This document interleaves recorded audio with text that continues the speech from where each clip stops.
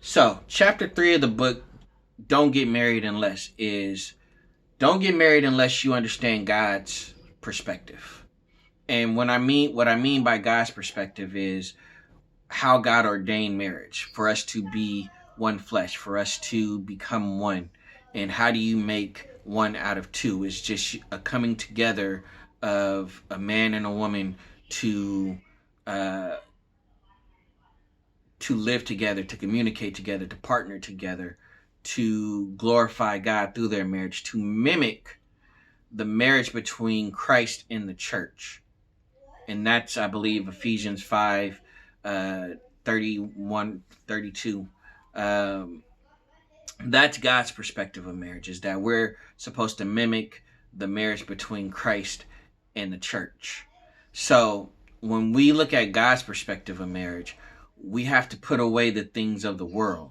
See, the things of the world tell us that, try before you buy it. The things of the world tell us that it's okay for three people to be in one relationship, when God said that the two shall become one, not three shall become one.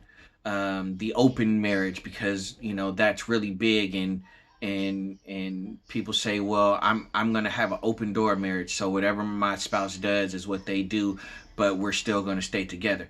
And hey, look, things work for some people's marriages that won't work for other people's marriages, and if that is something that you are going to do personally with your marriage, I'm not here to judge or to tell you not to do it. What I'm here to do is to explain what God's perspective of marriage is.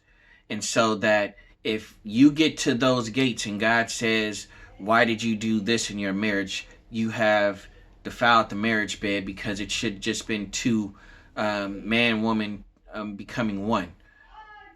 And if and I'm not going to be the one to say I never said anything or I never told you to.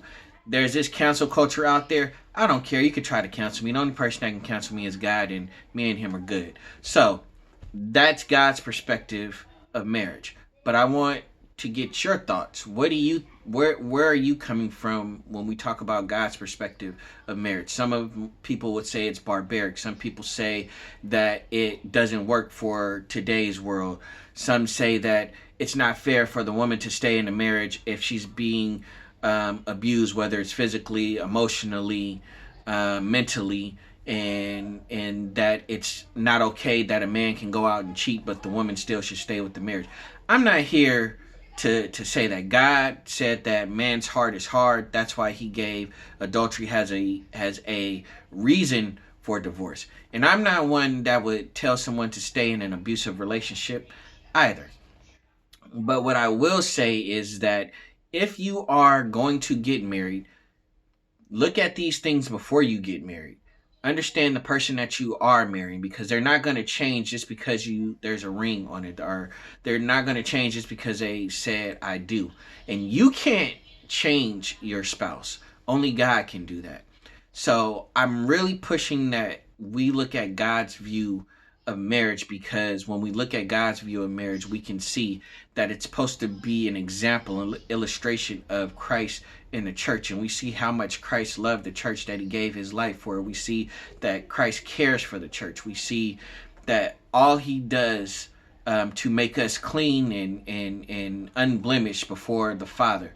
He is doing that, and that's what we should be doing in our marriages. We should be loving our spouse so much that we would give up our lives for them, that we would sacrifice for them. Wives, it tells them to respect your husbands. If we are communicating with each other, if we are taking serious this thing called marriage, then I think we can build a better foundation on marriage and really show that illustration of Christ in the church, because that's really what God would have us to do.